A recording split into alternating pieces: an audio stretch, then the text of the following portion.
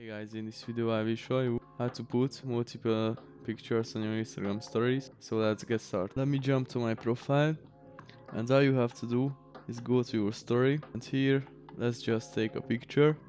But I don't really wanna use this picture. Let's just pick a solid color background. So let's press the three dots, hit draw, press and hold to your screen. So now we could start with a solid color background. Now all we have to do is go to the sticker icon. Let's scroll down, and now there's this option which looks like a picture icon.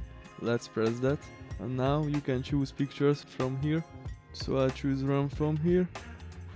We can resize it and tap on it, so it's gonna be in different shapes. I'll put it over there, and now to add another one, we're gonna press again the sticker icon. We're gonna choose another one. We can move it out around too and resize it and tap on it too to get different shapes. And as you can see, you can add as many as pictures as you want with this option. It's unlimited, just like that. This feature works both on Android and iOS. And that's it for today's video, guys. Thanks for watching, and see you next time.